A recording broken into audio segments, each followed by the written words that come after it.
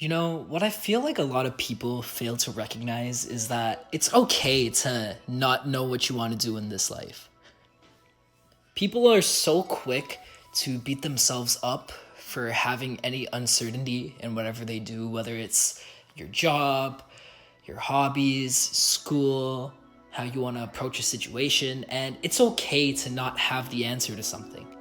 And this is something I feel like someone should have told me a very long time ago because I was someone who was exposed to a lot of growth and a lot of opportunity at a young age. And as a result, I became, very overwhelmed. I became someone who let things get to their head, let numbers overwhelm them, let anxiety take over the most basic situations. And I think that's really unhealthy. Not just for being someone young, but for being a person in general. No one should ever experience any of these feelings of doubt and feelings of being not good enough, if you know what I mean. And I've definitely overcome a lot of that now. But I see it in so many of my friends. I see so much panic, so much fear, and at the end of the day, things are never that deep. That is the truth. That is objectively how it is because I've realized that every time in my life up until now where I've had so much worry and so much fear going into any situation, whether it's, oh, how am I going to do in school this year? Oh, what video am I going to upload? Oh, am I going to do good on my presentation? Whether the outcome was positive or negative in the moment, I always ended up fine, man. Like, it was always okay. And I wanted to come on here and talk about just that. So, around COVID 19, I can probably say that now. I don't know if YouTube's gonna fry me for that, but I made a YouTube channel and I was about 13, 14 years old, and I developed quite a big audience for my age. And because of that, I became very obsessed with numbers, very obsessed with being better, doing better than the previous video, the version of myself that was there last month or last week or literally yesterday. And on top of that, I started comparing myself to people, which is something I never did growing up because I have a very, very supportive family. And whether it's schools or sports or anything, all they always said was try your best. And that's very unconventional for an Indian household. Yes, I'm Indian. I don't sound it, but then again, most Indians don't sound Indian. It's just stereotyping. Anyways, I'm getting off topic.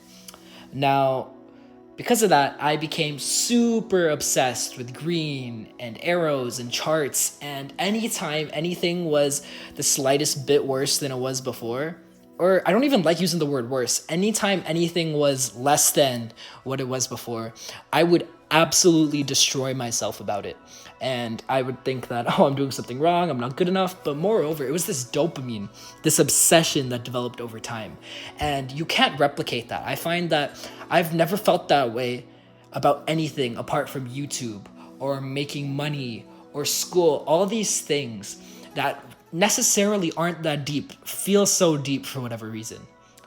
And at the end of the day, I'm 18, turning 19 now. I still have no clue what I want to do in this life. I know I want to go into med. Do I want to know if I want to be a doctor? Do I want to go into research? I don't know, but I want to help people. And that's how I know. And I feel like that alone is so far ahead of most people. And you have to realize that what the average or standard is for you and the people you surround yourself with isn't the overall standard for people your age or people who are in your position. And I really think that I have to take more steps to being okay with not understanding things. I've become someone who likes to learn a lot now. And before, I was very, very stubborn. And I didn't want to admit that before because, once again, stubborn. But I never wanted to learn things. I wanted to be so set in my way. I didn't like expanding my horizons. I would never take criticism well. And I think I've come a long way from that.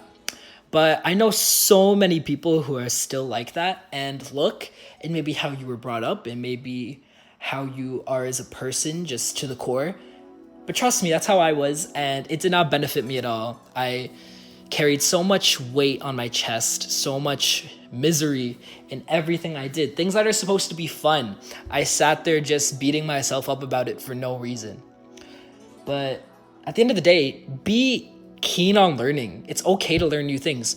The reason you're in an opportunity where you can learn what you can is because you built your way up to this position. If you didn't qualify to get into university or college, if you didn't have the grades, then you wouldn't be in a position where, oh, I can learn from this professor now. If you didn't grow a fan base on YouTube, you wouldn't be able to learn from people who are like you. You wouldn't be able to take advice from the analytics. You wouldn't be able to take advice from YouTube Studio. You wouldn't be able to complain about your 10 out of 10 video because you wouldn't have 10 videos. Oh, that was a bar. Anyways, I really think that uncertainty is a good thing as long as you're willing to learn. I think they go hand in hand. And I think that anyone who isn't sure about what they want to do in this life should understand that that is okay, but you have to be willing to learn what it is that you want to do. You can't be stuck there complaining because you don't understand, thinking that is the only situation. I'm literally in my kitchen right now recording this on my phone because I like the atmosphere better. Also because my microphone's kind of buns. But despite that, I think I'm going to post a lot more of these. I don't know. If you guys like this style, we'll see. It's a little out of my comfort zone, but I wanted to try something new.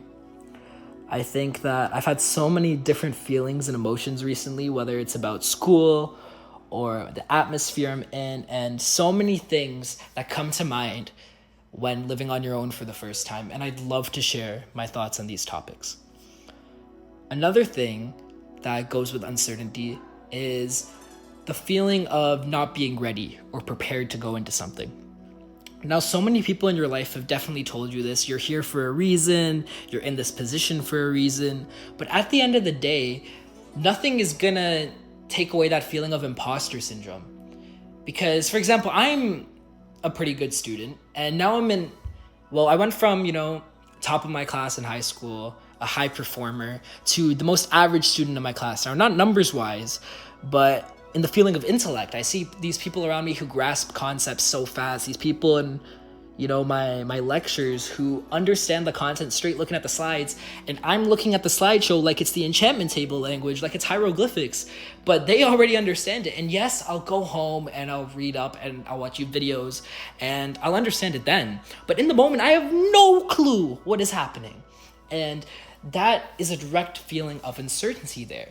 Now, it's not a matter of being indecisive, but it's a matter of the feeling of belonging not existing there with me. You know what I mean? And that is so difficult to take in as someone who has such a big ego inherently. Now, there's two different types of people with big egos, in my opinion. It's people who think they're better than others, or, people who have a big ego in comparison to the people around them. And then there's people who have a big ego in the sense that they're a high achiever. They have high standards for themselves. They have an ego for the lesser version of themselves. You know what I mean? And in this case, yes, I am someone who had a big ego in terms of I like to do better than I did before. I reach high. I'm a high achiever. I was never satisfied. And in a lot of ways, in a business mindset, that is a fantastic thing. But in this case, it's pretty bad because I'm sitting here in a class I rightfully belong in, and I am feeling like I am less than everyone else around me. But anyways, I think that it's really interesting to see how psychologically tormented these people in my class are. Because it's not just me, it's every single student there.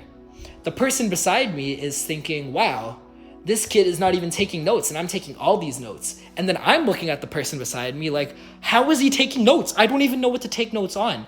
It's all a mind game. But it's okay. Everyone in that room is there to learn. I'm there to learn. I'm there because I want to be there. These are these words and feelings of affirmation that I have to give myself every day, and you guys should be too. But the main takeaways from this video are that 1, this imposter syndrome is completely okay. Number 2, not knowing how you want to approach something or do something is completely fine too. But the main thing is that you should be willing to learn. You should be willing to take in new information. You want to move forward in your life and not move backwards. That is how it works. Because a car can move backwards, but that's how you crash into the car behind you. Oh, I should have used a train as an example. That would have made so much more sense.